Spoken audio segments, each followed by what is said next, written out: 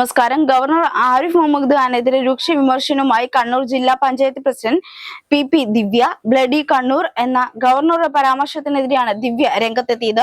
Bloody Kannur, mister Arif Khan, ഈ പരാമർശത്തിന് അങ്ങ് വലിയ വില നൽകേണ്ടി വരും. അധികം വൈകാതെ കുതിരവട്ടത്തേക്ക് ഒരു മുറി അങ്ങേക്ക് ആവശ്യമായി വരും എന്നാണ് ദിവ്യ ഫേസ്ബുക്കിലൂടെ പറഞ്ഞത്. അതേസമയം ഗവർണർ ആരിഫ് മുഹമ്മദ് ഖാനെതിരെ പ്രതിഷേധം ശക്തമാക്കി ഡിവൈഎഫ്ഐയും രംഗത്തെത്തി. സംഘി ചാൻസലർ ക്വിറ്റ് കേരള എന്ന മുദ്രാവാക്യമുയർത്തി സംസ്ഥാനത്ത് 2000 കേന്ദ്രങ്ങളിൽ പ്രതിഷേധ യോഗം സംഘടിപ്പിക്കുമെന്ന്, പ്രതിഷേധ ബാനർ ഉയർത്തുമെന്നും ഡിവൈഎഫ്ഐ സംസ്ഥാന സെക്രട്ടേറിയറ്റ് അറിയിച്ചു. കേരളത്തിലെ സർവകലാശാലകളെ കാവ്യവൽക്കരിക്കാൻ വേണ്ടി സെനറ്റിൽ RSSകാരെ കുത്തിത്തിരികിയ ചാൻസലറായ ഗവർണർക്കെതിരെ വിദ്യാർത്ഥികൾ അതിശക്തമായ പോരാട്ടം നടത്തിക്കൊണ്ടിരിക്കുകയാണ്.